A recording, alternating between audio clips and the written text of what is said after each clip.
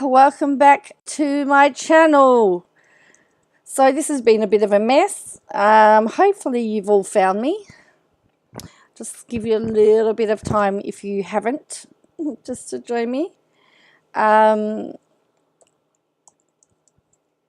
Just updating. Oh, it just didn't carry over.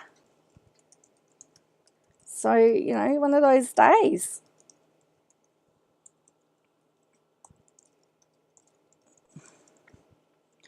So hopefully you found me. Just updating, I'm just updating hopefully the thumbnails and everything. So just bear with me. Hopefully this all works. This is a pain though. I was very happy with my, hello Bo, yes I'm here. Hope you found me because it was a little bit messy. I had no video. I couldn't see anyone and no one could hear me. So hopefully you can hear me now. My computer is not very happy at the moment. So yeah, it's really giving me, it's really making life a little bit difficult at the moment. But that's okay. We're all entitled to bad days, all right? So we need to talk about Barilaro. Hello, Cal. And Friendly Geordie's latest video. Who saw it?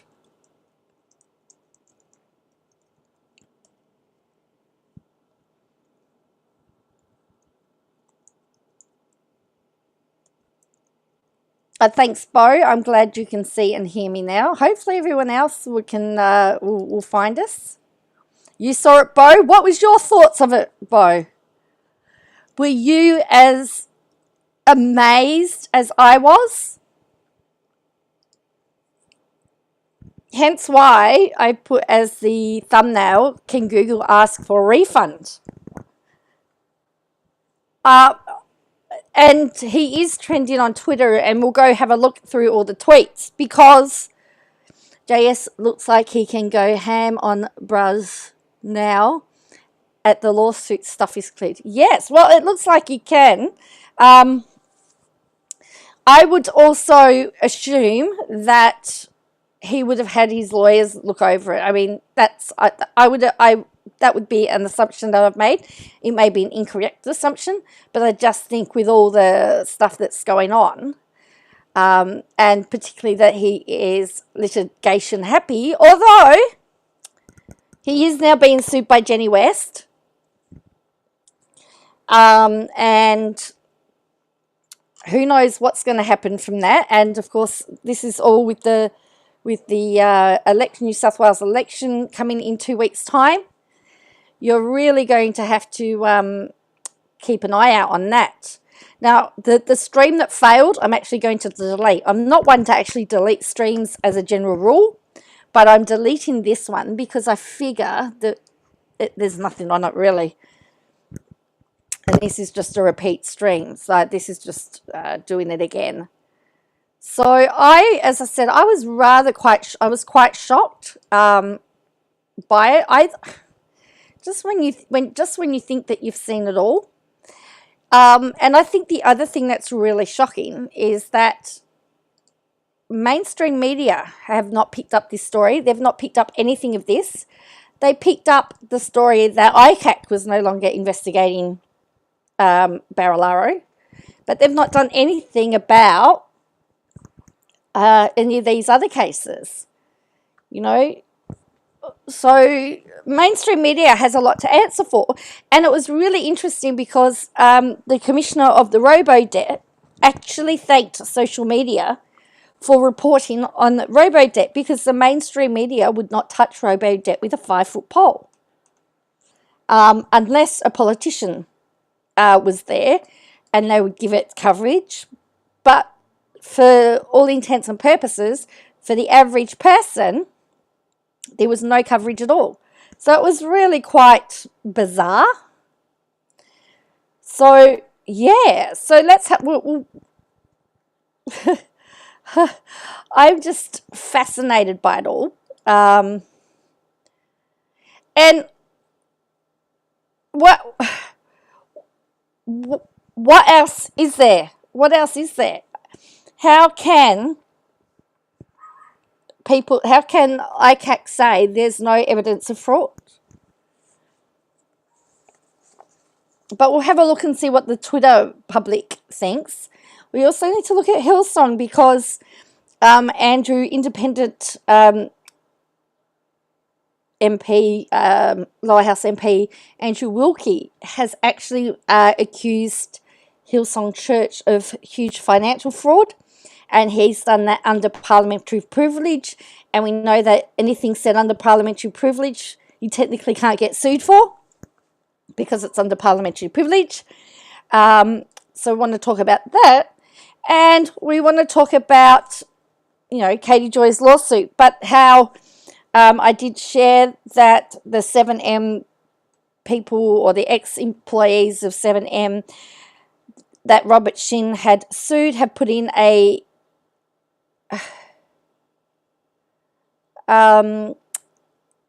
countersuit, and it just reads like Katie Joy's post.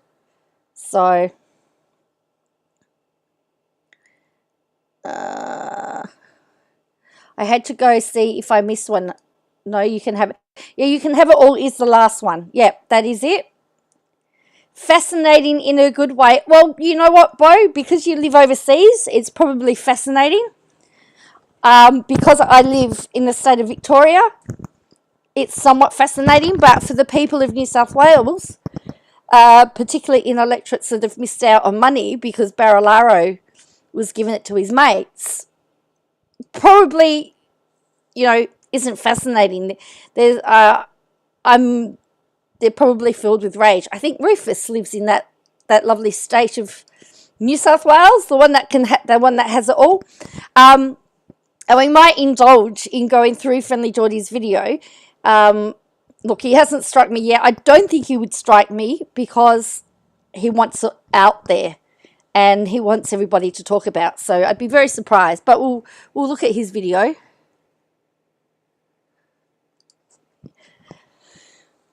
I was in Muswell Brook over the last few days. Surreal watching that video there. So was that one of the places that was affected and had missed out on money? Because I could imagine there's a lot of anger happening now in those communities that missed out. I know I would be if it was me. But let's just have a look. So he's trying, and look, even as I, you know, every time I reload Twitter, there is more and more coming up. No wonder he's trending. So here we go. Here's Twitter. So even in the last few minutes, there have been all these things. So this one says, John Barilaro is not corrupt according to ICAC. What you say? Don't dare go and protest near the RBA or trespass in their foyer, as you might get broken in your bed at midnight, arrested by New South Wales Police like the 23-year-old female uni student. I wonder if it was the fixated persons unit and a mother was tackled to the ground. Weird how John Barilaro scot-free. Yes, what makes it fascinating is that that little lard ball keeps slipping out of all trouble. Yes, I think Plan to Create says that John Barilaro and Katie Joy have the same thing in common. They're both made of Teflon and nothing sticks. So several times over past my auntie. Oh, I'm sorry to hear that, Rufus. Really sorry to hear that. I think that's, and then there's someone says, John Barilaro sued by a woman who was initially offered New York trade post. Look, see new tweets. Keeps coming up more and more and more and more and more. The LNP Boys Club does not have a woman problem. Oh no, John Barilaro, Dominic Perrottet. Because under New South Wales corruption, laws dodgy and jobs for the boys is not corruption.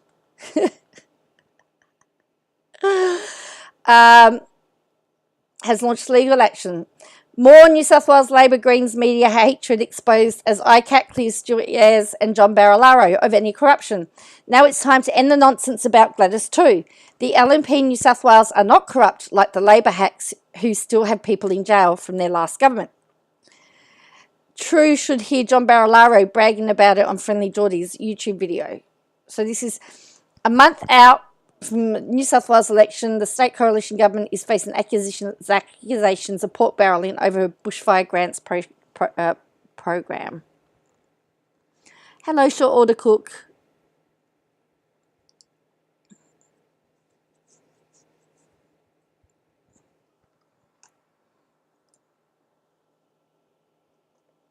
Hello, short order cook. How are you? Interesting, isn't it, Rufus? It's funny because I did read someone say that the money that he got from Google was going to go to Jenny West. So this one says it's not corruption under ICAC, then we need another legal remedy. Skewing the recruitment process impacts the public service. It flows on to all of us. John Barilaro sued. The real reasons New South Wales Deputy Premier resigned: fraud, theft, abuse of power, and numerous alleged affairs. Whoa! Well, you know, short order cook, that Barilaro was cleared of corruption. New South Wales ICAC finds no evidence of corruption in appointment to New York trade role. If this isn't corruption, then the system needs to be changed. Going to be interesting if Brown, it's West. If West wins her case vis-a-vis the New South Wales ICAC determination on no corruption.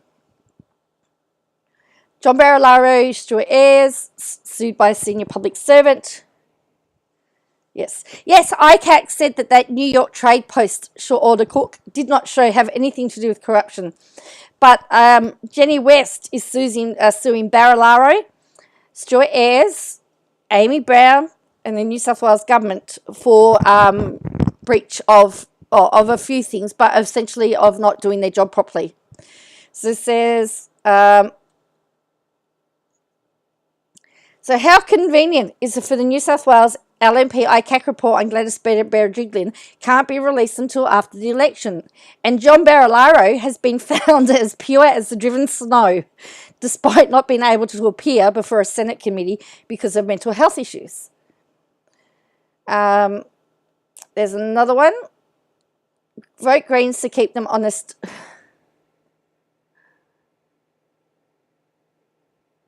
Hello. Well, I finally timed up for a live chat, although 10 minutes behind. Hi, Karen. Good question. It's supposed to be independent, Bo.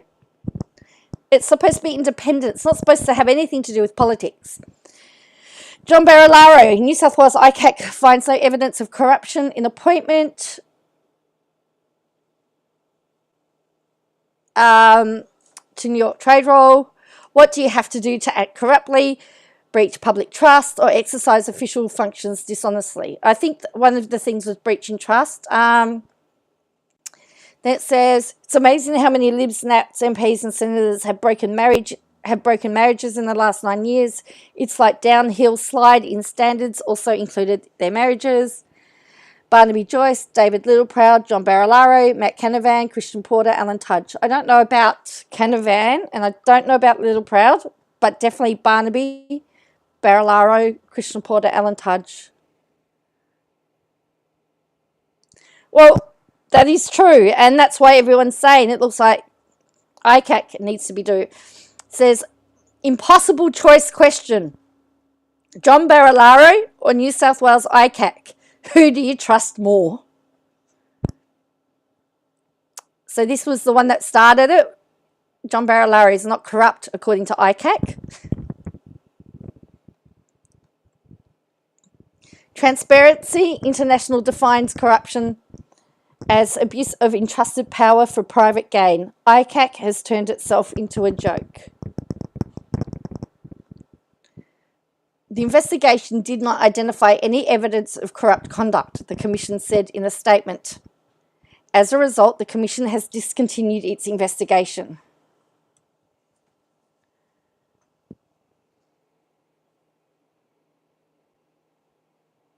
Did he go back to Coronation? Has he? Yeah, I was trying to find out what he did. I haven't seen anything, but that wouldn't surprise me. New South Wales taxpayers have shelled out at least $300,000 for 4 separate investigations into John Barilaro's appointment to a New York trade role, including an ICAC investigation that found no evidence of corrupt conduct.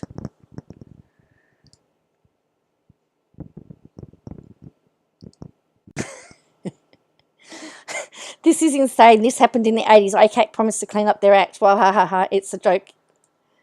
I cacked myself. I cacked myself.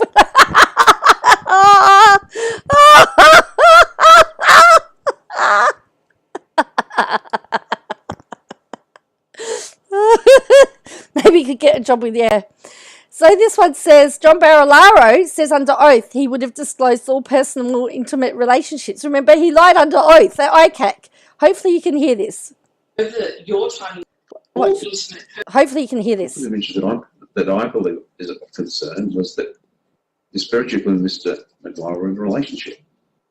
Mr. Barilaro, over your time in Parliament, did you disclose to the Premier all intimate personal relationships that you had? I would have, yes. You say you would have.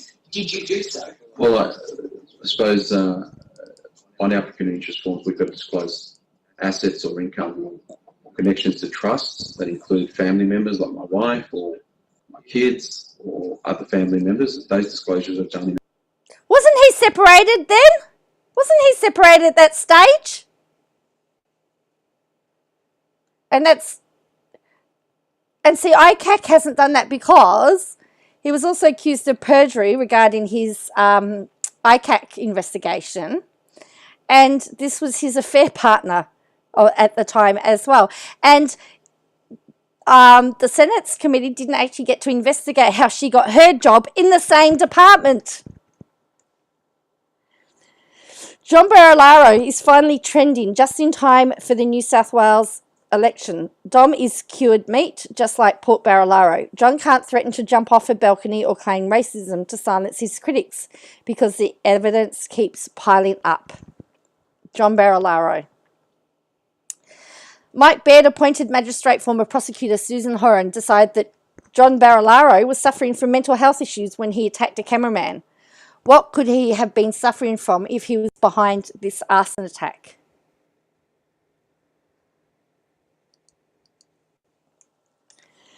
This one says, Chris Min has it in the bag, especially after Friendly Geordies released this new video showing John Barilaro being a dodgy scumbag. I know you won't report on that, though, because you're all LNP shills.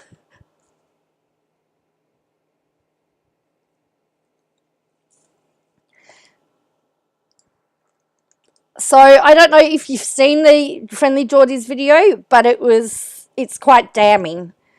John Barilaro is the wimpy AU version of Don Cologne. Is it Celine? Has there been a more corrupt politician ever? John Barilaro should now sue John Barilaro for defamation.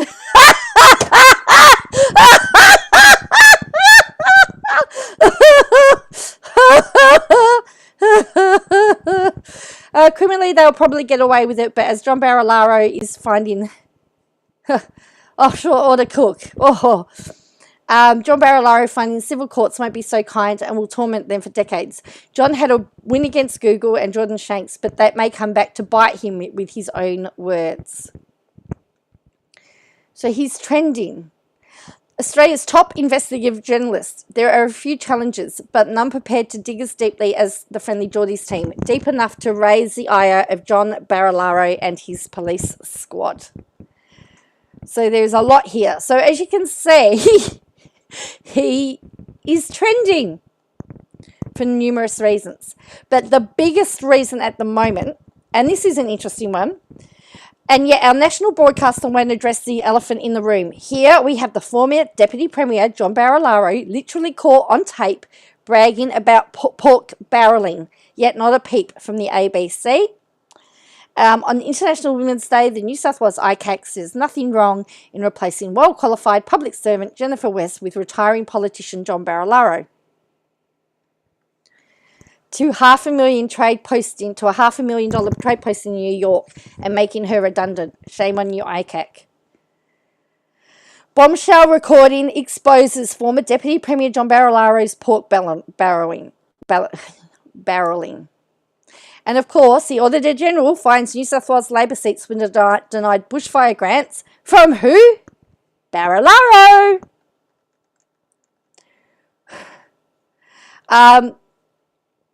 John Barilaro should be leading the news this morning.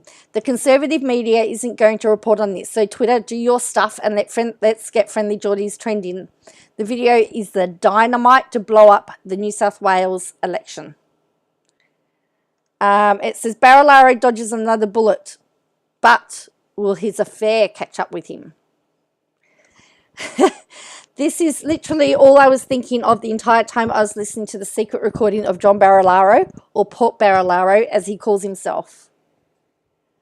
We need to keep it trending. So yeah, it's all of this. I'm in Jennifer West's corner.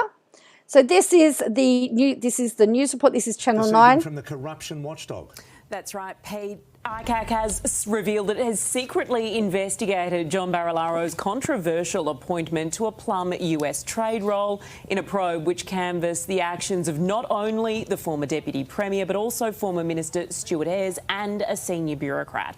This was a jobs for the boys saga that cost John Barilaro that gig overseas and Stuart Ayres his senior cabinet portfolio. Well, Pete, tonight the body has found no evidence of corrupt conduct and has closed that investigation in what will come as a major relief for the Premier as he reaches the home stretch of this election campaign. Liz, thank you. For breaking news. Doesn't that? Despite leaving office, the stinking pile of corruption that John Barilaro left behind for Perrottet government will be putting voters off at the election 25th of March. Perrottet must address the public on whether he wrote blank cheques for Port Barilaro. John Barilaro cleared. Gladys, an executive, Dom, a premier. Dutton involved with the NACC format. Any attempts by Labor to tackle the donors, lobbyists issue. Labor seems happy with our anti-strike laws too. And then someone says here, I never realised John Barilaro was innocent all along. Wow, all that evidence and witnesses. And the poor bloke was innocent all along. Journos who defamed John Barilaro to win awards should have them withdrawn to retrieve any semblance of honour as professionals. The principle of being innocent until proven guilty has been sacrificed in the name of ratings. Just in case you missed it, John Barilaro, search John Barilaro here on Twitter, find out why he is trending. So New South Wales ICAC finds there was no evidence of corruption in the appointment of John Barilaro to the US trade position and yet to release Berejiklian's report into corruption. Maybe they're not so independent after all. Oh, look, that's me. Look, hello. There I am. I said, what? ICAC finds no evidence of corruption by John Barilaro or Stuart Ayres trade posting. I was shocked. I couldn't believe it because... All right, so let's have a look. Let's go to Friendly Geordie's YouTube video. And for those of you that haven't seen it, because this is something to be seen. I'm sorry that my camera, my lights and it's dark in here. It's night time. Oops. Ooh. Oops. Yep, that's, they've done it so that you can download the audio. So let me just get him up. Get Friendly Geordies up. I think the other thing is that Barilaro has managed to make a fool of his lawyers and the federal court, in my opinion. This is just my opinion. And you'll see why. So this is called, the thumbnail is classic. So here it is. As I said, I will pause it. You'll need to go to Friendly Geordie's page to watch it all uninterrupted, and I'll post the link here. I'll also put it in the below, just so that you've got it, because as I said, we need to give him we need to get all the views, and we need to get, it's had 613,000 views in one day. So we need to get it up there. We need it to trend, because this is important stuff. So please let me know if you can't hear it. I hope you can hear it. Oh, you guys are going to enjoy this. You're going to enjoy it a lot. Can you hear that?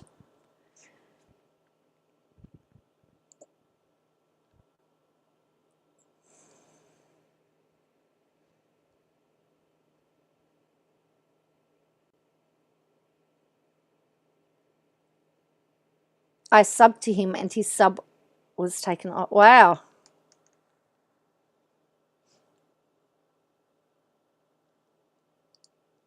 Yeah.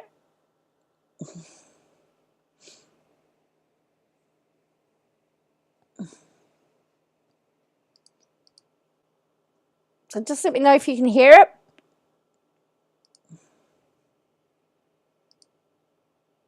I'm serious, this is really, really good. Good for transparency, not good for the world, just to be clear. I have a few little recordings of a certain former Deputy Premier of New South Wales. Any guesses as to who that would be? You can see that he's absolutely loving this. Absolutely loving this. Oh, the audio is good? That's good. Good. Oh, there we go. Hello, Plan to Create. All right. But yeah, you can hear the joy in his voice. Yep, Sir Michael Bruxter. Yeah. Oh, the other thing is, Plan to Create, I've given you snark, can't wait. It's not who you think. Plan to Create, you're just not a moderator. You've got more powers than a normal moderator. Apparently, there's 2 levels of moderation now, so you've got the power. All right, just now I've got that out the way. Oh, look, there's lots of snark in there, Short Order Cook. Lots of snark.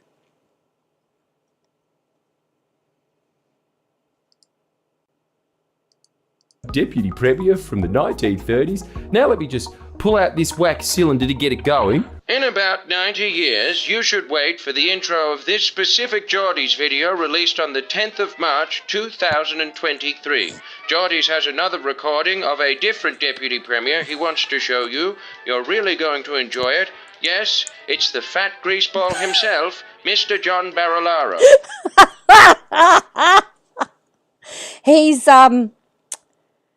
Yes, he's come out with all the phrases that he didn't like. I've got the power. I've watched this and it's awesome. It's shocking, Plan to Create. Actually, I quoted you before. I quoted you earlier when you said that he was like Teflon. Him and KJ are like Teflon.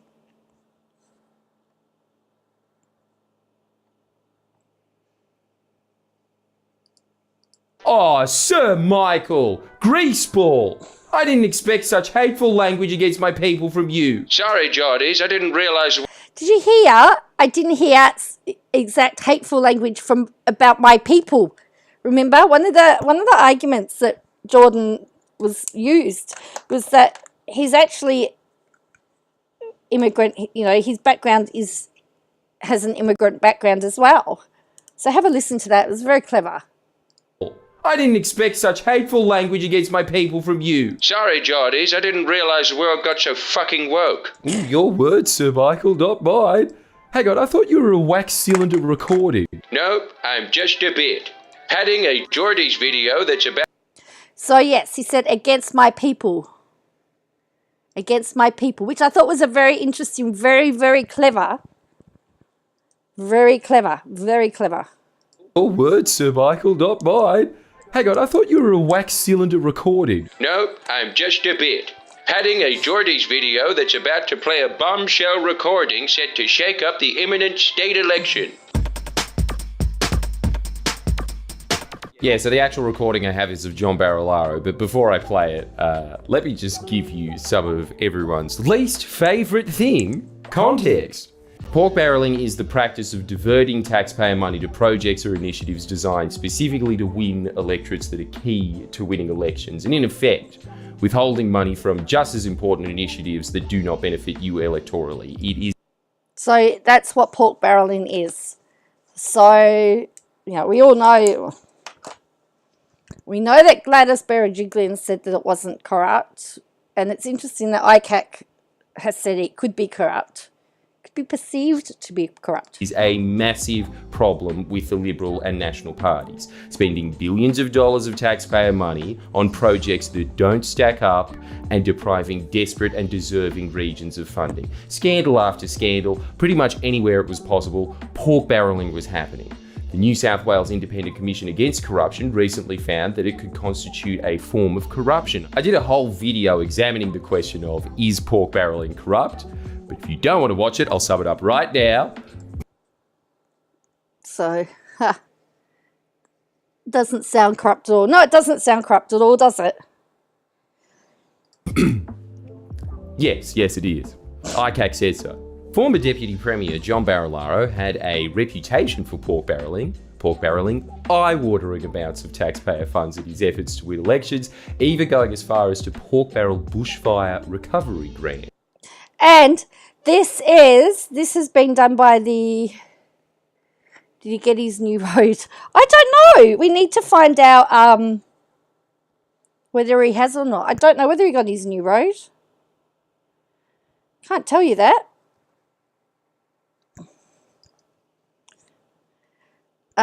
Yeah, so the State Auditor General has stated this. So how, you know, what's he... Is he going to say the audit? Is Barilaro going to sue the Auditor General for releasing a report? It's earning the nickname Pork Barilaro, a nickname that he himself used. Remember, he said, "Call me," well, my name is John Barilaro.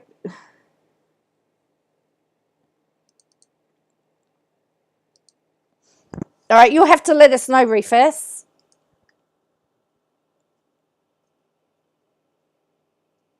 You'll personally visit his house. Will you go and stay there? Go book. Is it still available, his house, as an Airbnb?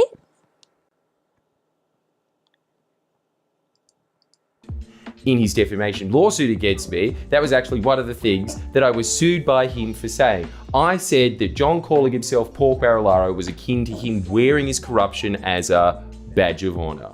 His barristers, Sue Chrysanthou, took great issue with that. He's grabbed one of the worst photos he could of her, by the way, portraying her as the villain. Calling himself Pork Barilaro was akin to him wearing his corruption as a badge of honour. His barristers, Sue Chrysanthou, took great issue with that characterisation, making the argument... Hey, apparently it was World Mario Day the other day as well. It was World Mario Day the other day. I thought that was fascinating. I was wondering when all the Barilaro stuff was going to come out. Hey, Bella Marie, how are you? Let's rent it out. Isn't it it's a long weekend here. Oh yes, take the bruz shirt. Wear the bruz shirt. that I was deliberately taking out of context John's adoption of that nickname. Quote, he's mocking the label because he has been wrongly labelled as pork barreling when all he is doing is helping the regions that he represents. It's, again, to anyone who reads this article, completely different to how it's portrayed and described by Mr. Shanks. Where's his corruption as a badge of honour? That's what Mr. Shanks said about call me pork barrelaro, and that is plainly not the context of that quote. So remember, that is what the lawyer said in court. That's what the lawyer said about Shanks in court. It's not the context of the quote. He's mocking the label. He has been wrongly labelled as pork barreling when all he's doing is helping the regions that he represents. It's, again, to anyone who reads this article, completely different to how it is portrayed and described by Mr. Shanks. Hello, Vedandra. Vedandra, I filmed 4 videos today, and they're all set to go on their scheduled days. Well, thank you, Bella Marie. They're all set to go. They've all been set to go. And I'm on a roll on the moment. Helping the regions, he's bought a house in short order, Cook says. Correct. It's very generous of you, Bella. Thank you. Okay. According to Sue, he wasn't electioneering. He was merely helping the regions that he represents. Let's play this recording taken well before John sued me and just before the Upper Hunter by-election. Oh, you saw it? Yeah, well, there's one coming out. There'll be one coming out at midnight, Sunday night, my time. Another one coming out. I've got one already set. I've already filmed the April one, and that's ready to go at the end of the month. So, yeah. He doesn't own anything in the Hunter? Oh. So, oh yeah, there's Muswellbrook. So that's what you were talking about, wasn't it? This place here is where Rufus has been. Muswellbrook. He's just got back from there. Hey, is Singleton named after John Singleton? Is it Scone? Let's play this recording taken well before John sued me and just before the Upper Hunter by-election, an election that Barilaro's National Party desperately needed to win. Keep his lawyer's quote in mind. Thank you, Bella, for becoming a member. Great, thank you, welcome. All right, so remember, keep his lawyers. This is this video, this audio. This is amazing. So have a listen to this. Once they got the huge wall to see here before, it actually cut through that racism. Exactly. Which of course Andrew Fraser did, nurture that racism. Remember when the migrants or immigrant, when he was on like kick him out. But if we, let's say worst scenario, we miss out. I tell you what, there was nothing left. Yeah. There was nothing left on the field. That's all I want. But honestly, I tell you what, I reckon we'll get a swing to us, and you know what, we're going to rub it in their salt. And I can't wait to talk about Malcolm Turnbull a little bit on. If you allow me on your night, if you allow me on your night, as you accept and are gracious, allow me not to be as gracious. Exactly. Malcolm Turnbull. If I would appreciate that if you give me that little privilege. Yeah, exactly. I'm the one that's got to try and get to ERC and explain how I've given $100 million in the election. Yeah. That's right. Well, so how's this so far?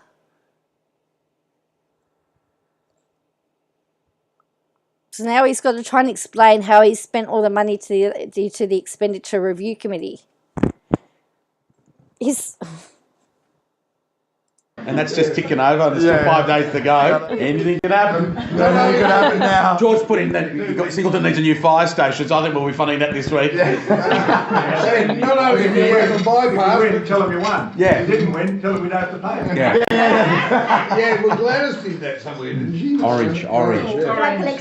Yes, he did say 100 million. Short order Cook, he did. He did say 100 million.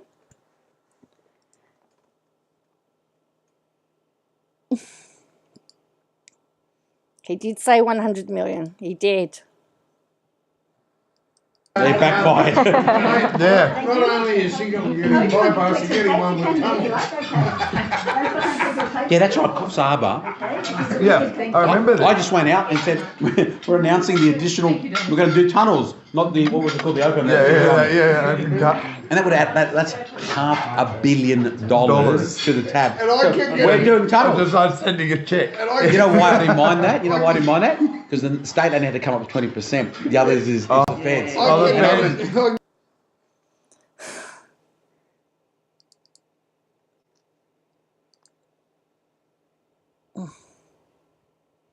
Anyone seen the Bruz video since the court result? Most of me. No, I haven't. Oh, yes, I have actually. Nice to see them laughing about it. Now they will all play dumb. Yes, well, he'll probably, I don't know how he's going to get out. I don't know how he's going to get around this.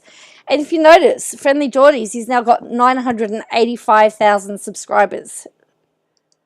I get phone calls from Michael McCormick saying, I got to go back to ERC on this. Yeah, But the beauty was, they were going to a federal election afterwards and they wouldn't need A short order cook says, so this is how they talk about taxpayers' money. Yes, short order cook. Isn't it absolutely disgusting? Absolutely disgusting.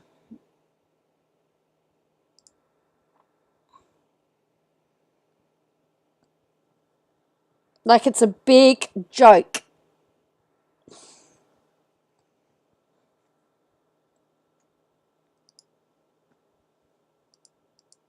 Needed it anyway, so we saved their ass. But you know what? With all the investment in infrastructure. I'm glad you called it an investment, not pork barreling. Did you hear that? I'm glad you called it investment and not pork barreling. Investment in infrastructure. I'm glad you called it an investment, not pork barreling. I do appreciate that. As of course, pork barrelaro. Unbelievable. He just called himself pork barrelaro.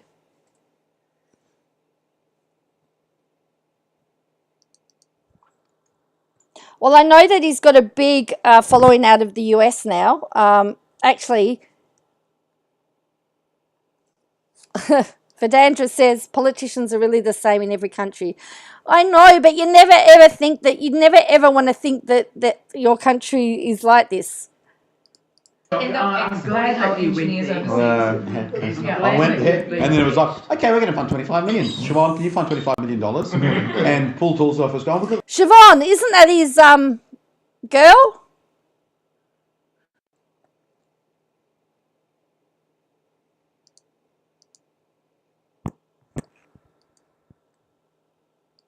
Yeah, isn't Siobhan his girl? unbelievable. I'm glad that you engineers I went ahead, and then it was like, okay, we're going to fund 25 million. Siobhan, can you fund $25 million? And pull tools off us going, we've got to touch your... No, just need a $25 million blanket check. Has it got 20... Paul? It's majority government. Okay. Yeah, sure. Hey, Peritage, 25 million. Oh, well, I got you. 42 million for Musselbrook Hospital, 11 million for Singleton. There's some little bloody rare Vesha, Cayuga or whatever, and then 650,000. Imagine talking about that, talking like that, to an area that you're supposed to represent. And, oh, God. Yeah, and you know what? We'll get into Scone this week. We're going to give them some money for their roads, another $20 million. So, you know what? You're not done yet then? Oh, God, no. There's 5 days. There's 5 days left. Oh, there's some. I'm going to give the guy that, you know, the guy that runs Rock. This is like the 12 days of Christmas. Black Rock? Yeah, Black Rock. So the Aboriginal Land Council want to build this big facility. We're going to give them $4 million too. Why not? Why not? Mate. Why not? You can have it all, New South Wales. You can have it all. There you go. I didn't realise, but there's the, I guess that's their motto. You can have it all in New South Wales, you can have it all. There's the LNP slogan, I guess. If Bruz was in the mafia, he would have been whacked a long time ago. Well, I'm interested to see what Peretay's going to do with him. You can have it all, New South Wales. You can have it all. Yeah, exactly. How nice. Those really sound like the words of a man merely helping the regions he represents. So now, Friendly George is going in for the kill. So remember, his lawyer said all he's doing is helping the regions he represents. They were going to a federal election afterwards, and they would have needed it anyway. So we saved their ass. But you know what? With all the investment in infrastructure. I'm glad you called it an investment, not pork barreling. I do appreciate that. As of course, pork barrelaro. Ooh, better be careful not to take that out of context. After all, the judge, Justice Rares, appeared to agree with Barrelaro's arguments and awarded Barrelaro damages from Google based on my apparently defamatory claim that Barrelaro calling himself Pork Barrelaro was akin to him wearing his corruption as a badge of honour. What do you reckon about that?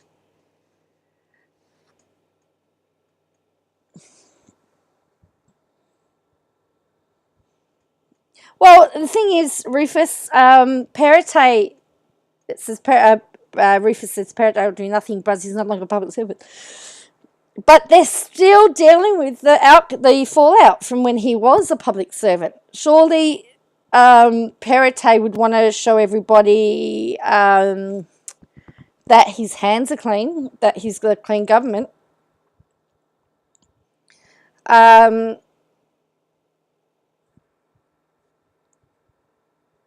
Geordie needs to sue Bruz, says plan to create. Rares was bought, says Rufus. Karen says Bruz is in the mafia now. Coronation Development is full of criminals that have done time for dangerous stuff. Wow. So here is what this is. Says. Google's denial that the matters complained of conveyed the imputations which Mr. Barilaro alleged was unjustifiable. Each imputation was as plain as day. Mr. Shanks repeatedly called Mr. Barilaro corrupt throughout the matters complained of. In the Bruz video, he propounded that, for example, he wears his corruption as a badge of honour. I'm glad you call it an investment, not pork barreling. I do appreciate that. As of course, pork barrelaro. I think it would be wise if someone referred this clip to the Independent Commission Against Corruption. Although Justice Rares thought even daring to call out Barilaro's pork barreling was distressing enough to award the Deputy Premier hundreds of thousands of dollars, it might be good to get a second opinion.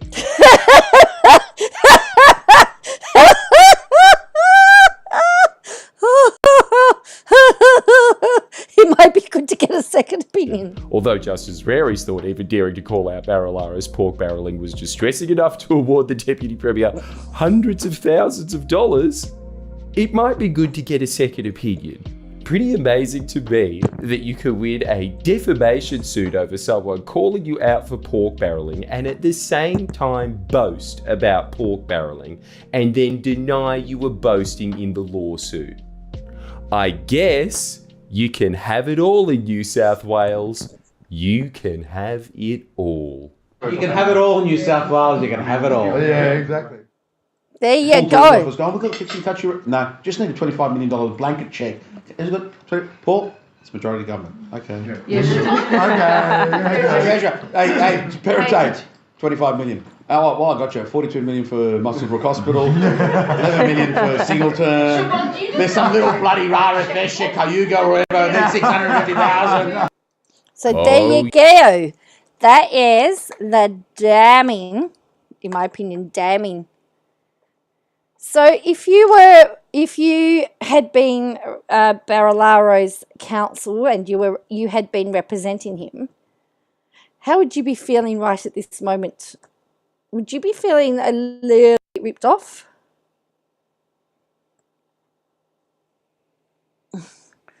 You think I should go to the show in Melbourne? Oh, yeah, maybe I should. See if I could get VIP treatment as another a YouTuber, hey? I don't think so. So short order cook. That is what, how do you feel now? Oh, it's all corrupt. Yes, it's all corrupt. Embarrassed. I'd be very embarrassed.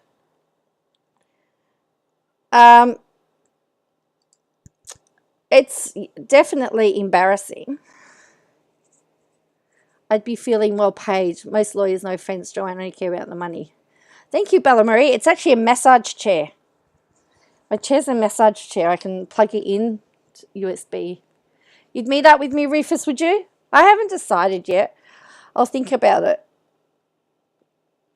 Yeah, I'll think about it, definitely. Susan Ho, Justice Rares, all appointments made by Mark Baird. New South Wales needs to sue Bruz. Bruz is discussing needs to go down, says Bo. Interesting though. I mean, if you look at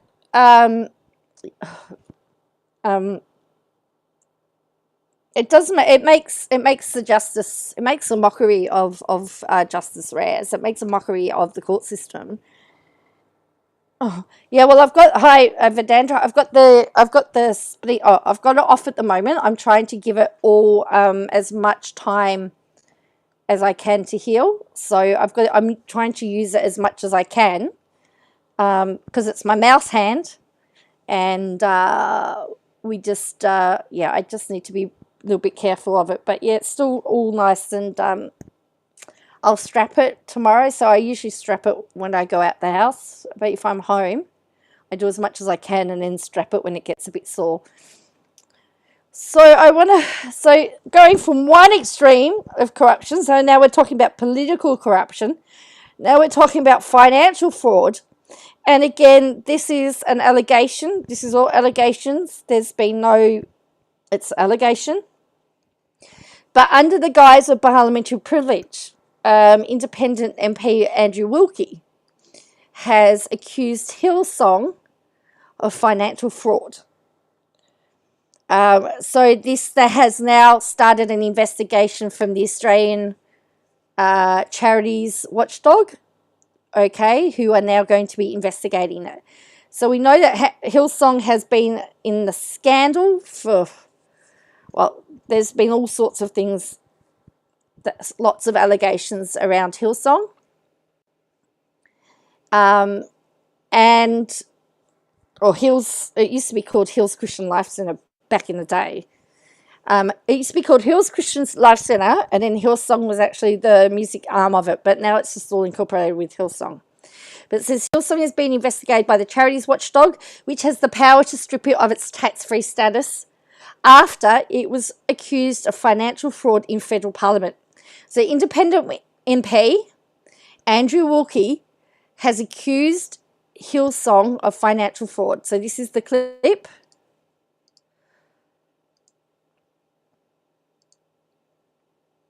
So let's watch. Deputy Speaker, last year a whistleblower provided me with financial records and board papers that show Hillsong is breaking numerous laws in Australia and around the world relating to fraud, money laundering and tax evasion. For example, this document. If I was a certain YouTube journalist, I'd be focusing on fraud, tax evasion, and what was it, money laundering. Shows how in 2021, 4 members of the Houston family and their friends enjoyed a 3-day luxury retreat in Cancun, Mexico, using $150,000 of church money. And these documents show former leader Brian Houston treating private jets like Ubers, again all with church money. For example, in one 3-month period, Brian Houston's trips cost $55,000, $52,000, $30,000, $22,000 and $20,000. In fact, I'd heard stuff like that, about that. I really did not, I just thought he was, again, I think he was another person that thought he was untouchable, in my opinion, Brian Houston. I've never really liked him. Meanwhile, the new head of Hillsong, Phil Dooley, has told church followers he only flies economy. But these documents show him clocking up $58,000 in business class flights for him and his daughter to Guatemala, $42,000 in business class flights to Mexico, and $32,000 in business class flights from Cape Town to Sydney via the US. Deputy Speaker, Hillsong followers believe that the money they put in the poor box goes to the poor. But these documents show how that money is actually used to do the kind of shopping that would embarrass a Kardashian. For example, a $6,500 Cartier watch. Did he say embarrass a Kardashian? Well, what was funny, Rufus, is that ScoMo let Brian Houston leave when the police were looking to question him regarding, or wanted to press charges regarding the allegations of what he's just faced in court. He was able to leave the country during lockdown. Did you hear the line about the Kardashians? Wowzers! For Bobby Houston, $2,500 in Louis Vuitton luggage, a $2,500 watch for Phil Dooley, 2 watches worth $15,000 for Joel and Julia Abel, shopping sprees for designer clothes at Saks Fifth Avenue, and even $16,000 for custom skateboards. And then I'm going to the wrong church! Never thought I'd hear Hillsong and the Kardashians in the same sentence, says Rufus. I know, right? Kardashians. I go to the wrong church, obviously. Then there's the cash gifts. For instance, $15,000 for Darren Kiddo's 50th birthday, $36,000 for Gary Clark's 30th anniversary and $4,300 for his 60th birthday, plus up to $30,000 to board members, some of whom allegedly helped cover up the sexual abuse carried out by Frank Houston, Brian Houston's father. There's also the curious payments of $10,000 each to Paul de Jong and Chris Hodges, the external pastors who investigated allegations of Brian Houston's 2019 sexual misconduct in a Sydney hotel room involving a female parishioner. Deputy Speaker, the documents also show church donations being used to pay more than $1 million a year in royalties to Hillsong musicians like Joel Houston, who's Brian Houston's son. Moreover, the documents show a $15.7 million loan from Hillsong. Hang on a minute. Why are they paying royalties?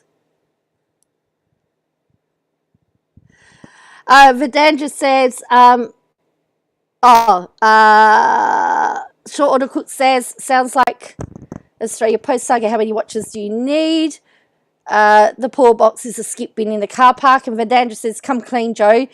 You went to Hillsong and got a skateboard. That's really how you break your arm. Still waiting. No, he's been to court, Karen. He's faced those charges.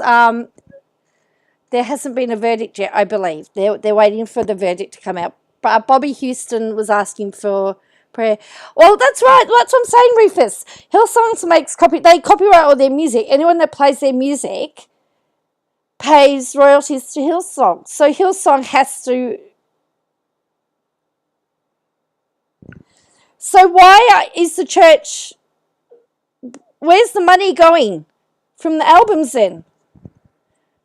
Like, my point is that if they're selling albums, they're writing music, selling albums, then a portion of the royalties would go to the artists or the songwriters, but the rest would go back in to Generator. I don't understand why the church is having to pay the artists. Very unlikely ever pay more than $1 million. Let's have a listen again. To Paul de Jong and Chris Hodges, the external pastors who investigated allegations of Brian Houston's 2019 sexual misconduct. It's funny that there was money paid to the people that investigated. The church owns the copyright, so they're paying the artists out of the church. Right, okay. Yeah, but so does the church make the songwriter and artist hand over their royalty? I don't know, Short Order Cook. This is what I don't know. Simple tax evasion. Well, yeah, possibly.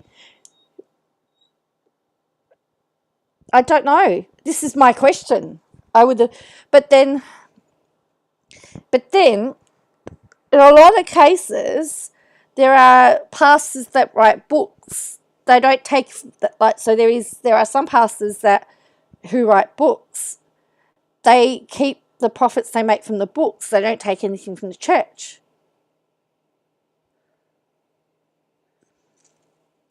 So anyway, I don't know. It's very interesting. Sydney hotel room involving a female parishioner. Deputy Speaker, the documents also show church donations being used to pay more than $1 million a year in royalties to Hillsong musicians like Joel Houston, who's Brian Houston's son. Moreover, the documents show a $15.7 million loan from Hillsong, very unlikely ever to be repaid, which funded the purchase of Festival Hall in Melbourne. Now, at face value, this appears unremarkable, except that this is a commercial venture run by Hillsong's Community Venues Company and is ineligible to benefit from tax-deductible church donations. And all of this, Deputy Speaker, in the context of the documents also revealing Hillsong earns $80 million more in Australian annual income than it reports publicly. Oh! Deputy Speaker, the criminality isn't limited to Australia, as evidenced by these documents. Whoa! Ho-ho! Which show how honorariums are used to disguise income and avoid tax. For example, US Pastor Joyce Meyer enjoyed honorariums of $160,000, $133,000, $100,000 and $32,000. And US Pastor... Oh, make me an honorarium! Make me an honorarium! $100,000! TD Jake received $71,000 and $120,000, with a staggering $77,000 worth of airfares to and from Australia thrown in. And in return, Mr Houston goes to America and received, you guessed it, Deputy Speaker, his own eye-watering honorariums. Moreover, Deputy Speaker... Whoa! In fact, one of those, I wouldn't have paid those people anything. They wouldn't get a minute of my time. ScoMo might be in ScoMo might be in a bit of trouble for this. Sending millions of dollars of Australian charitable donations overseas is illegal in some circumstances. And the documents also show disgraced former head of Hillsong New York, Carl Lentz, being paid a salary of $220,000, most of it tax-free, and tens of thousands of dollars of church donations to run the New York Church's celebrity green room to cover catering and the cost of gifts for visiting celebrities. Oh, I want to be in charge of Hillsong America. I want to get 200. And in the UK, the documents show Hillsong Australia guaranteed a $5.5 million loan for Hillsong London to purchase the former Hippodrome nightclub, all from tax-exempt Australian income at a time when London was experiencing serious financial troubles. Mr Speaker, Madam Speaker, Deputy Speaker, I've verified that these documents are genuine and am shocked that when offered to the ATO, ASIC and ACNC last year under whistleblower legislation, not one of those agencies acted. And that is a failure of regulatory oversight every bit as alarming as Hillsong's criminality. To remedy this, Deputy Speaker, I now seek leave to table the evidence provided to me by the whistleblower. Is leave granted? Thank you, Deputy Speaker. Whoa! Wowzers! So it says, Christian megachurch is being investigated by the charities watchdog, which has the power to strip it from its tax-free status. So the Australian Charities and Not-for-Profit Commission made an extremely rare disclosure on Friday that it was looking into Hillsong's finances. Are they comparing? It comes following the tabling of more than 10,000 Hillsong financial documents in federal parliament on Thursday, with the disturbing claims raised in a new podcast, Faith on Trial. ACNC Commissioner Sue Woodward AM said on Friday she wanted to set the record straight. Although it was stated in Parliament that the ACNC has not acted, I can confirm we are investigating concerns raised about Hillsong Church charities. Hillsong has stated publicly that it is fully cooperating with regulatory authorities. She said investigations can be complex and will take time. Hillsong used private jets like Ubers, had shopping sprees that would embarrass a Kardashian. That, my friends, is the line of the day. And hid $80 million a year from Australian Tax Office. Federal Parliament was told. This was Thursday. Shopping sprees that would embarrass a Kardashian. These people spend too much on their international money transfers. No, shh. Not interested. The megachurch, which was founded in Sydney but now spans more than 30 countries, have been accused of industrial-scale fraud. The allegations directed at the church were made under parliamentary privilege by Andrew Wilkie, an independent federal MP. So, under parliamentary privilege, he can't be sued for defamation. So, that is one way that you can get things... controversial, scandalous things out there by parliamentary privilege. Essentially, you can say whatever you like. Mr. Wilkie tabled thousands of documents. Look at, did you see how many, look at the files detailing Hillsong's financial records on Thursday, and sought leave to table the documents in the Federation Chamber. Leave was granted with Peter Keneally, Labor's member for Wills, agreeing to Mr. Wilkie's request. Yes, at least he used parliamentary privilege properly, yes. Mr. Wilkie said he spent 6 months poring over documents, verifying and processing them. Look at all those files. Look. He said he had details of how former Hillsong leader Brian Houston and his family had spent $150,000 of church money on a 3-day trip to Cancun, Mexico while Australia was in lockdown. That's when Bo says, to be fair, I don't think Kardashians embarrass that easily.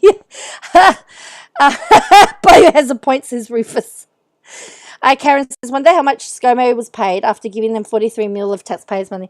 So remember, while Australia was in lockdown, ScoMo gave him permission to go to Cancun for 3 days. They spent $150,000. What on earth do you spend with $150,000? Here they are. The Hillsong Monterrey congregation in Mexico that was attended by Brian and Bobby Houston, the couple's selfie on the plane. They took a selfie on the plane. He looks like a law student with all those books on his... He did look like a law student, didn't he? In one 3-month period, Mr. Houston spent at least $179,000 on private jets, Mr. Wilkie told Parliament, accusing the former church leader of treating private jets like Ubers, again with church money. His replacement, Phil Dooley, splashed out more than $58,000 in business flights for him and his daughter to Guatemala from church funds, Parliament was told. So this is the interim senior... This is the replacement. And he said the documents revealed lavish spending by Brian Houston's wife, Bobby, who received a $6,500 Cartier watch, and there were shopping sprees for designer clothes at Saks Fifth Avenue in New York. Some of whom allegedly helped cover up the SA carried out by Frank Houston, Brian Houston's father. $16,000 of Hillsong money was spent on custom skateboards. And cash gifts of up to $30,000 were made to board members, particularly those that helped cover it up the thing. So this is the podcast. It's called Faith on Trial. Brian Houston has been fighting a charge of concealing the abuse of a 7-year-old boy in Coogee, Sydney in 1970, which was committed by Frank. Mr. Houston pleaded not guilty with the case to return to Sydney Downing Centre local court in June for final submissions. Hillsong was started in 1983, became a global Pentecostal powerhouse. However, the church has been battling a series of scandals on top of Brian Houston's court case. There was New York pastor Carl Lentz admitted to having affairs. Mr. Wilkie told Parliament that he was paid $220,000 a year, most of it tax-free, before he got caught. They handed over $5 million to prop up its London branch, including helping purchase the Hippodrome nightclub in North London. I think he got all the skateboards, you're right, Short Order Cook. They used $15.7 million of tax-deductible donations to help pay for Melbourne's Festival Hall. The money was transferred under an interest-only loan, which is actually a business loan. And all of this, Deputy Speaker, in the context of the documents, also revealing Hillsong earns $80 million more in Australian annual income than it publicly reports. Hillsong's 2021 report states the church earned $76 million.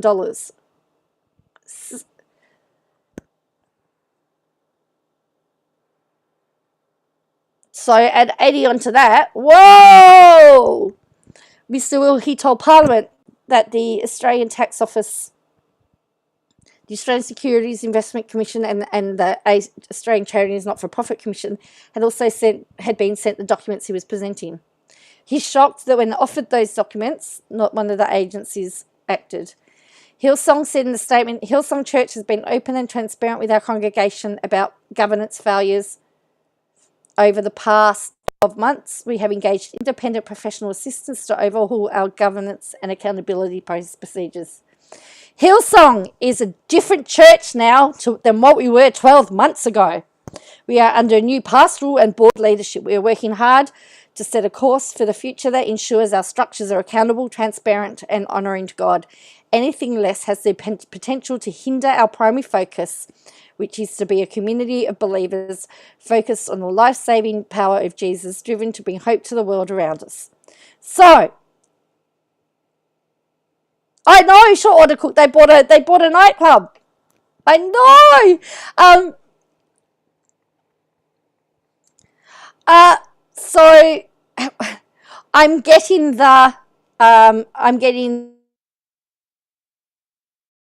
to throw Brian Houston under the bus vibes. To be honest with you, what if the guy says I fly economy, but there's proof that he's flying business class, then he's misleading his congregation, isn't he? Isn't he misleading his congregation? Like he's doing exactly what the others were doing. So I need to also preface that they're allegations. As I said, they're being filed under parliamentary privilege. So now that it's been investigated, we have to wait to see whether...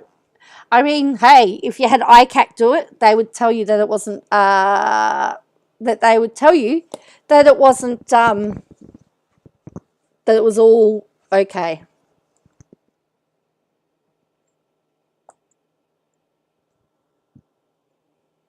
Oops.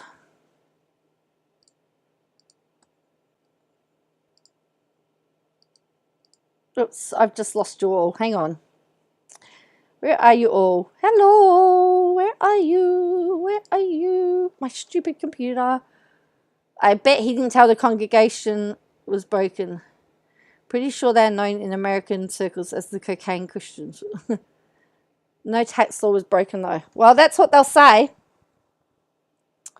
Okay, so let's get on to our final topic of the night. We're here. Good, you're here. Good.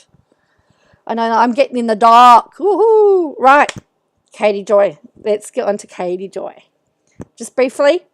So, there's two lawsuits that are involving Robert Shin.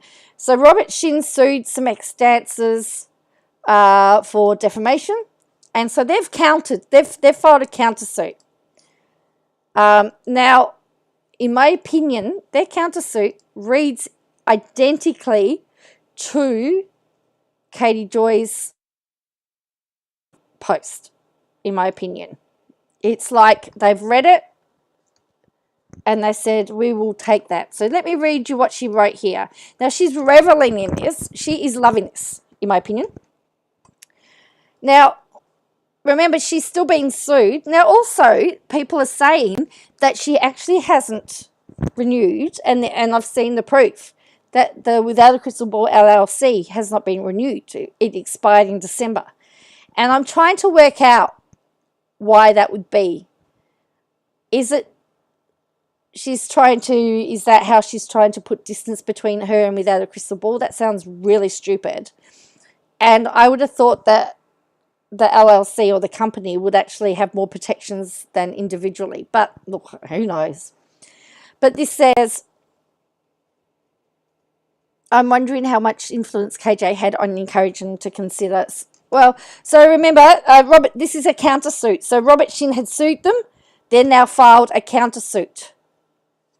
She's probably broke, says Rufus. Well, she just bought a new Beamer, Rufus. So this is what she's saying. So an alleged cult leader and influence manager is being sued by former members and dancers. They allege they were forced to work, trafficked, battered, sexually harassed and essayed. The filing is part of an ongoing lawsuit between Shekinah Church pastor Robert Shin and former members. Shin claims the members are in an alleged conspiracy to ruin his reputation and ruin his career by spreading lies on social media. The defendants allege Shin and his associates abused, defrauded. Oh, who knows, Rufus? I've got no idea.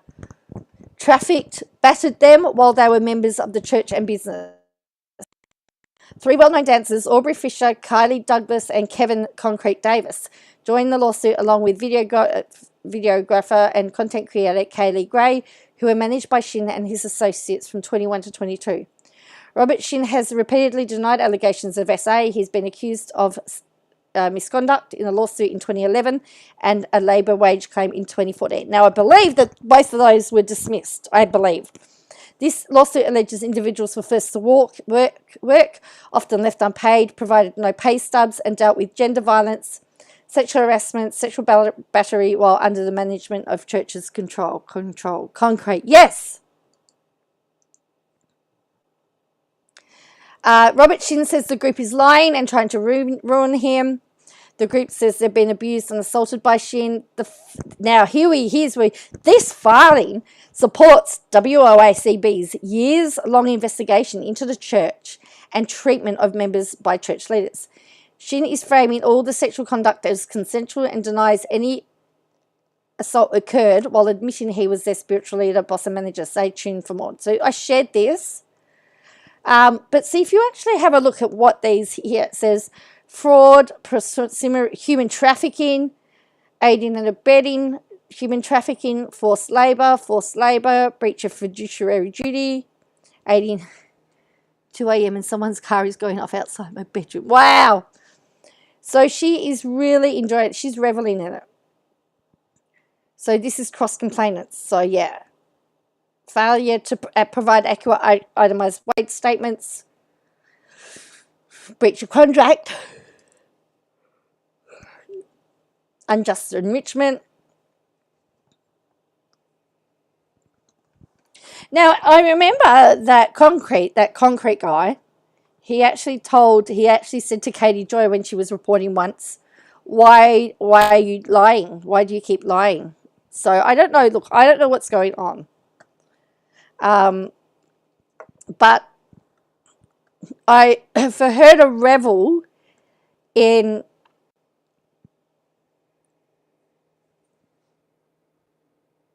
the fact that that's happening with her own lawsuit, I'm just really, I think she's got to be careful. Now, I've got questions.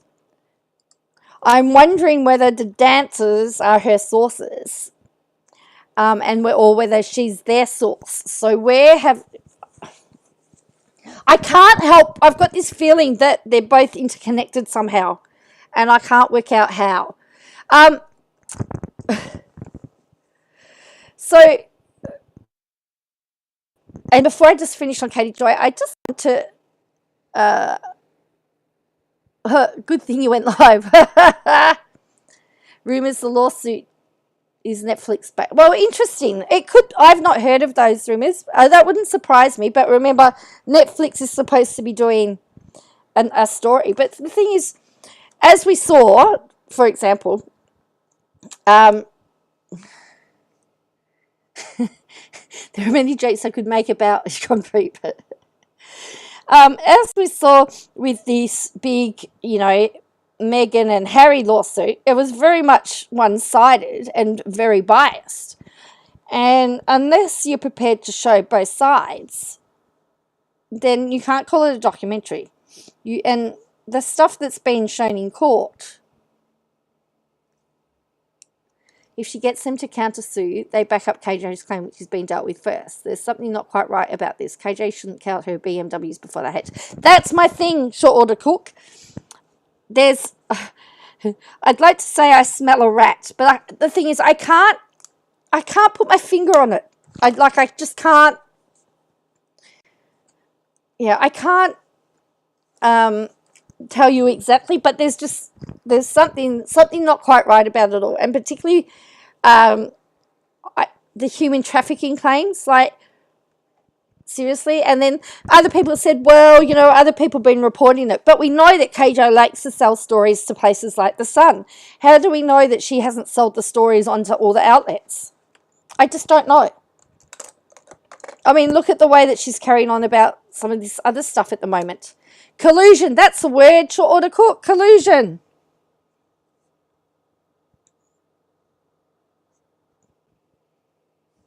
But yeah, as I said, there's just something not quite right. Now, the other interesting thing is that her situation with her family's changed again. She's now talking about the fact that she's no contact with her family.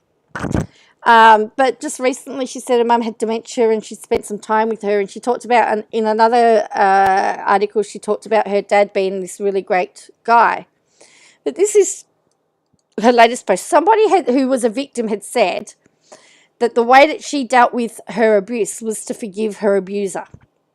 And KJ has taken exception to that and said, how dare you even suggest that? So this is what she said.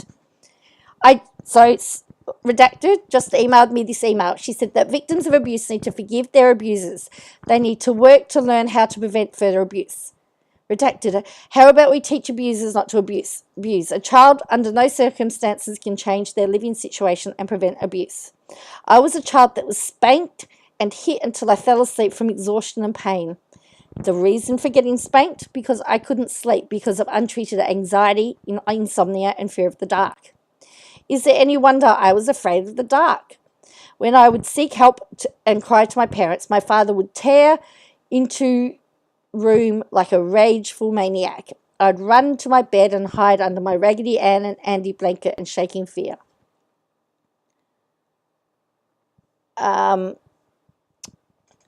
My father would rip the blanket off me and beat my butt with his hand over and over until he felt like he got his aggression out, until I recoiled and fell asleep from pain. I have and never will forgive my father for his actions. I have no contact with him for a reason. I have never raised a hand to my parents, and I was the one that was abused. But I have moved on. As hard as it is to go no contact, I've gone no contact. As hard as it was, I sought therapy. I learnt his choice to abuse me wasn't about me, but about him. I will forgive myself for feeling like it was like that it was my fault, but I'll never forgive him. So no, you don't have to forgive and keep abusive people in your life. My son has never been spanked and will never be forced to party to my father's abusive outbursts. I never share my story because I'm always worried about protecting him, when I then dim my own story and my strength. What? Strength is overcoming abuse and not repeating patterns. But it is not forgiving abusers who refuse to change their behaviour or ever take accountability. Now, oh yes, so Rufus says, it's been entertaining tonight, got to go enjoy the rest. Is there a will involved? I don't know. The thing is, here's the thing, each person needs to deal with it the way that they see fit. Now, if somebody has said the way that I handled it was to forgive the person, then, so this is what this is. Just saying, words isn't forgiveness. Forgiveness requires hard work, soul-searching work. It requires that you understand what happened to you and how you were harmed and how you were affected by this harm. We have to do this work if we are ever to protect ourselves against further harm. We have to understand we may feel shame and guilt over actions against us that we were unable to control. Forgiveness takes time. And finally, just because I forgave you doesn't mean I trust you. Forgiveness doesn't equal trust. Just because I forgave you doesn't turn you into a nice person. And personally, never forgive before the other person has made amends and an understanding of what and how they harmed the other person. Otherwise, you are carrying the responsibility of their actions and absolving the other person of their responsibility in harming them. If they never accept the responsibility, they will do it again and again. If you use my thoughts, please do not use my name. Hey Karen, I will use your name, and victim blaming is gross AF. I don't think that was victim blaming myself. She was talking about forgiveness. And as I said, well, I know that, because I was in the WOACB Discord earlier today, and they had actually pulled out, somebody has gone through and pulled out all the contradictions, and there's many of them, where she talks about her dad being a wonderful educator and a wonderful person, but now she talked about the fact that her parents,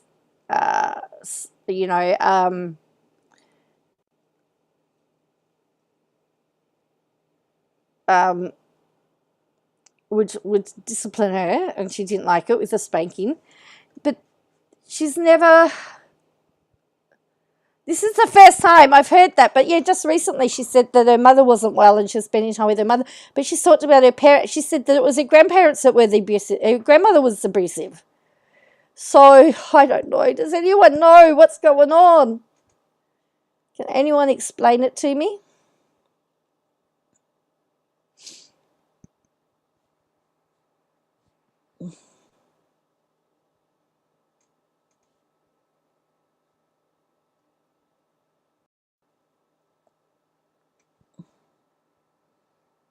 When they finally get vaccinated, didn't she talk about having her parents over? Yes! Yes, she did. She talked about how her parents had come over to visit their son and give them presents. Yes. The thing is, Bo, she assumes that we're all a new audience, I guess. She's assuming that she's got a new audience, so they don't know the current stuff. They don't know the old stuff. Sorry.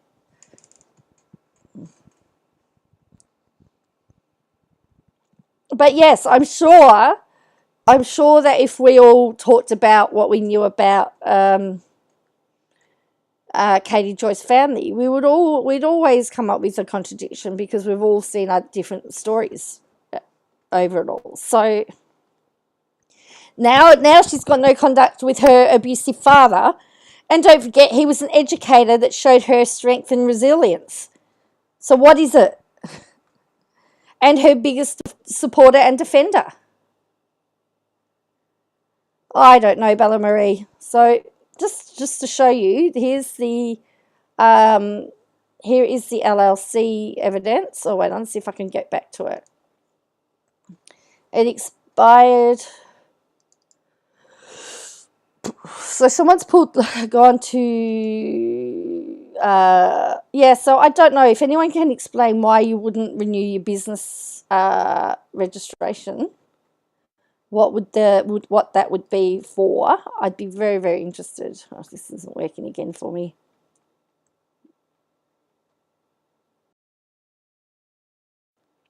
So here it is. It's just not showing it. Hang on. So this is it. And let me just pull this up for you.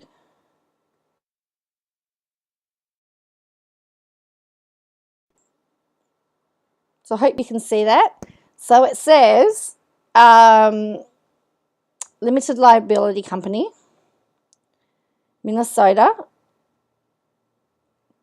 Filing date 22nd of the 9th, 2017. Inactive. Renewal date the 31st of the 12th, 2022. Now, if it's anything like Australia, the name sits inactive for a while. And if it's not renewed after a certain amount of time, it then goes back and then it can be actually someone else can get it. But it sits so it must sit inactive for a bit, and then if it's not sorted out, it's available. It becomes available again. That's what happens here in Australia. So, all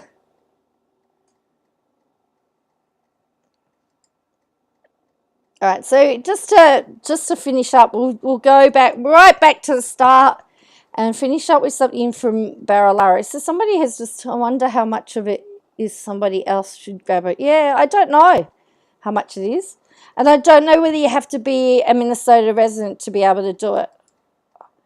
So we're just going to finish off where we've started. So somebody has just posted this on Twitter to show that there is no media, zero news coverage of the Friendly Geordie scoop. Let me just show you that again. None of the big media organisations are talking about anything to do with Baralara. And so let's just do our own investigation here.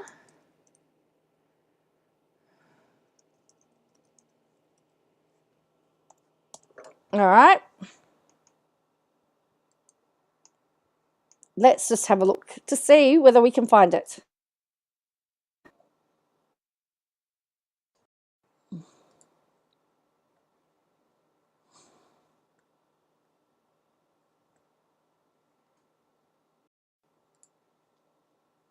And it's really disappointing that they're not touching it at all, you know.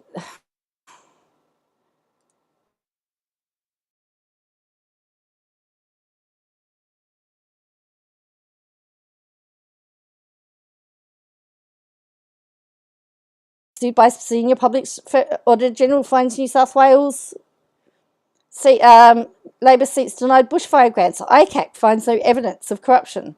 Insulting and humiliating. Giovanni, Dominic, John Barilaro. That's there. People also search for, it's funny, in the also search for, Friendly Geordies is the first one. Wikipedia, there's his stuff for his, that's his member details. Guardian article about being sued, but that's when he was charged with assault. Back in court, that was the allegations. That was his evidence into he's cleared of corruption. Oh look, he's got Instagram, 317 followers. John Barilaro, MP. Sorry, ladies, my old account was deleted. The MP seized for massive parody in case it wasn't obvious. Somebody's taken John Barilaro, MP.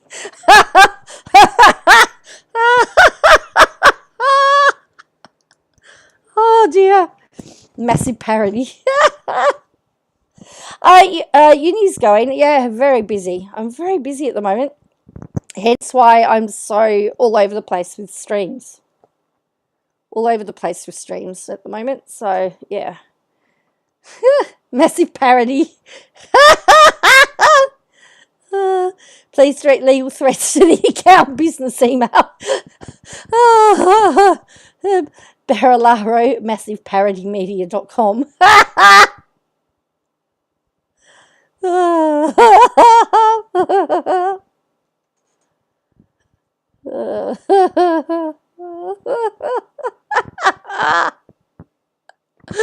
Oh dear.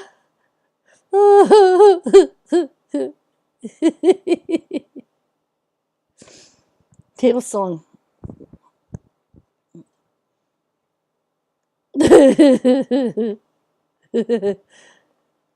And in fact, he's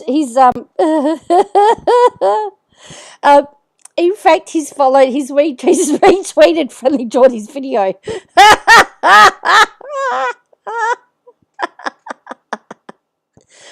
Oh dear.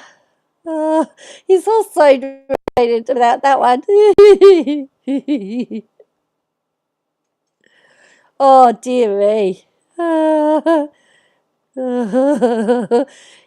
He's sharing a lot of Labour stuff actually.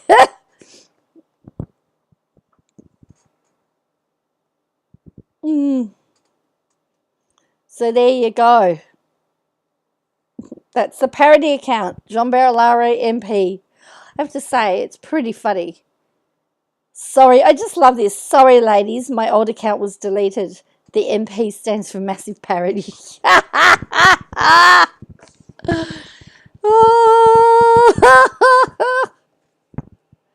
And he's not trending at the moment, but New South Wales poll is.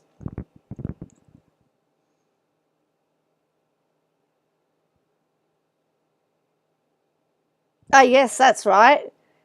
A male politician in New South Wales calls for a woman candidate to be smeared in black oil. Not 20 years ago, not even 10 years ago, yesterday.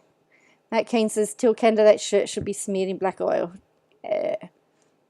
But anyway, I don't care, couldn't care how Parate dances. I do care that the Daryl Gladys ICAC report hasn't been released. Yeah. So on that note, I think I'm going to leave you there. Oh, well, Port Barilaro waiting for the Murdoch Gutter Media and MSN to report on this underhanded grub. Won't hold my breath. So on that note, I'm going to say goodnight. Thank you for joining me. If you haven't subscribed or you haven't liked the video, please do.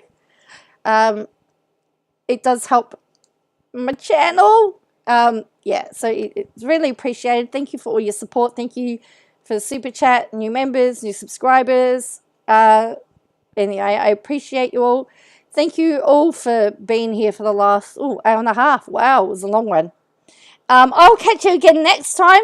Tomorrow night, there'll be a video coming live. I've actually scheduled a few videos. I've filmed quite a few videos today, and they'll be dropping throughout the week. So make sure you've rung the bell and you'll get alerted when the next video drops. But until then, I want to thank you all for watching, and I'll see you next time.